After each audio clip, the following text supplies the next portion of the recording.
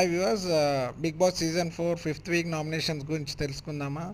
మొదటగా జరిగిన 4 వారాల్లో ఎలిమినేట్ అయిన వారు మనకు తెలిసిందే. సూర్యకిరణ్, కరాటే కళ్యాణి, దేవి నాగవల్లి, స్వాతి దీక్షిత్ వీళ్ళంతా ఎలిమినేట్ కాబడ్డారు. ఇక సోమవారం ఎప్పట్లాగే హుషారుగా పాటతో ప్రారంభమైంది. డ్యాన్సెస్తో చాలా యాక్టివ్గా ప్రారంభమైంది.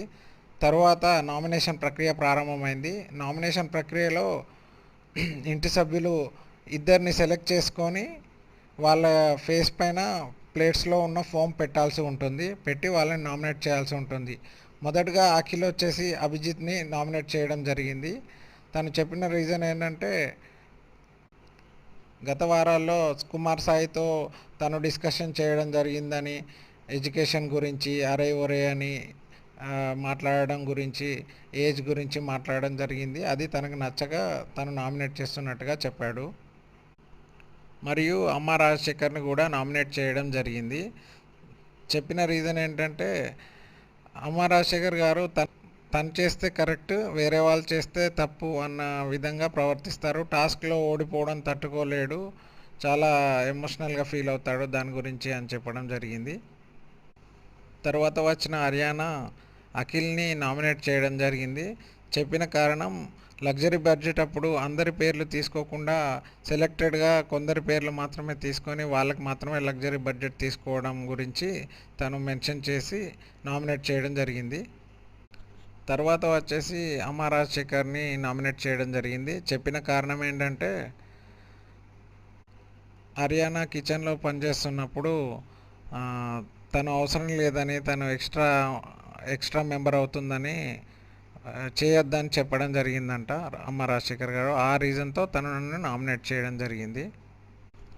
తర్వాత వచ్చిన లాస్య దివిని నామినేట్ చేయడం జరిగింది. చెప్పిన కారణం, క్యాప్టెన్ డిష్ వాషెస్ చేయమన్నప్పుడు తను చేయడానికి ఇష్టపడలేదని, ఏ పనైనా చేయాలని చెప్పడం కోసం తనని నామినేట్ చేయడం జరిగింది.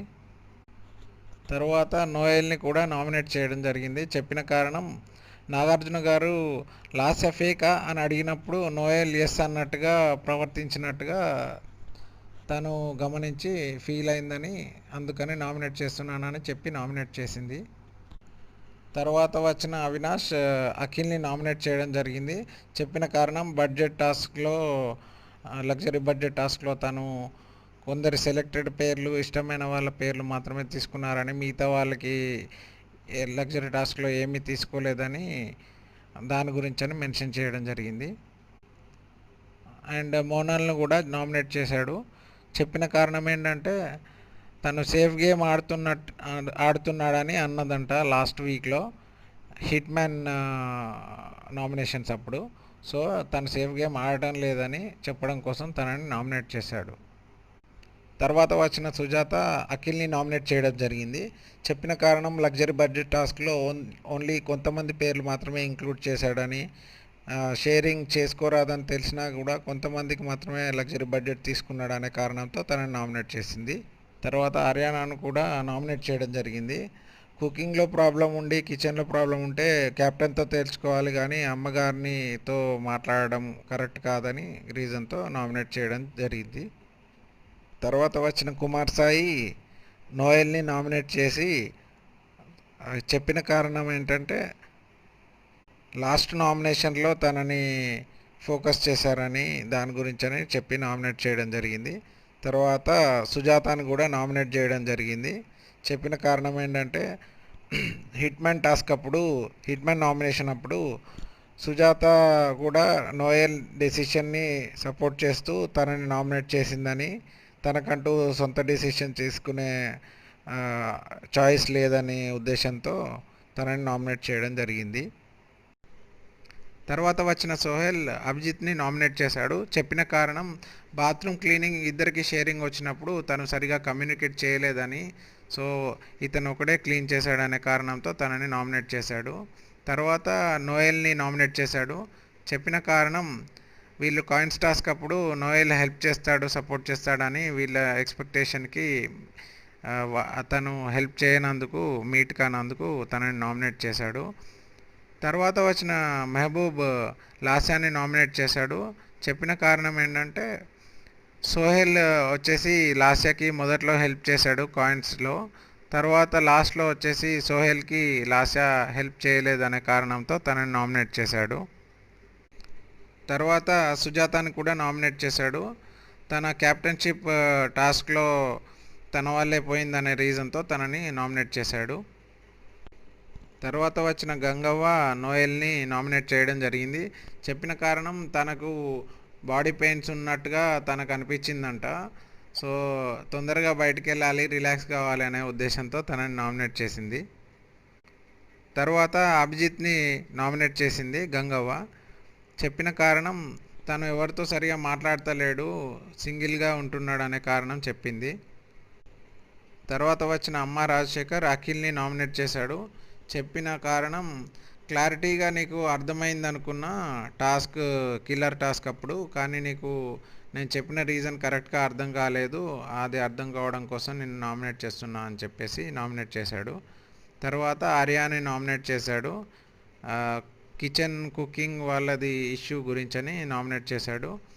తను అప్పుడు ఎక్స్ట్రా పర్సనే అని, వర్క్ చాలా ఉండగా కూడా ఇంకా కుకింగే చేస్తున్నావు అండ్ కొంతమందికి మాత్రమే చేస్తున్నావు, 16 మెంబర్స్కి చేయడం లేదు అనే కారణంతో నేను చెప్పాను తప్ప నేను డైరెక్ట్గా ప్రాబ్లం ఏం లేదు నీతో అని చెప్పి తనని నామినేట్ చేశాడు. తర్వాత వచ్చిన హారిక అఖిల్ని నామినేట్ చేసింది. చెప్పిన కారణం ఏంటంటే రోబో టాస్క్ అప్పుడు అండ్ ఇంకా కొన్ని టాస్క్లప్పుడు తన రియాక్షన్ ఓవర్గా ఉందని, మళ్ళీ ఎక్స్ప్రెషన్స్ కొంచెం ఆడ్గా ఉన్నాయనే ఉద్దేశంతో తనని క్రాస్ టాక్ కూడా చేస్తున్నాడనే కారణంతో తనని నామినేట్ చేసింది.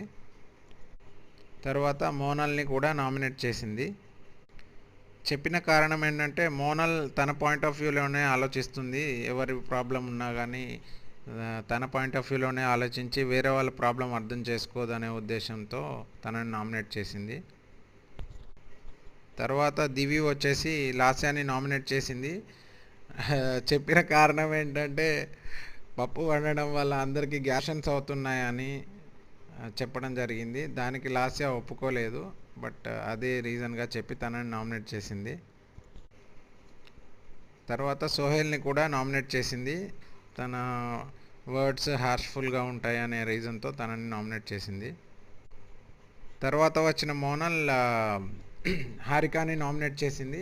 చెప్పిన రీజన్ నేను చాలాసార్లు నీతో చెప్పడానికి ప్రయత్నించాను, బట్ నువ్వే అర్థం చేసుకోలేదని చెప్పింది. కమ్యూనికేట్ చేయడానికి నేను అందరితో ఇండివిజువల్గా కమ్యూనికేట్ చేయడానికే ప్రయత్నిస్తాను, కానీ నువ్వే అర్థం చేసుకోలేదనే ఉద్దేశంతో తనని నామినేట్ చేసింది.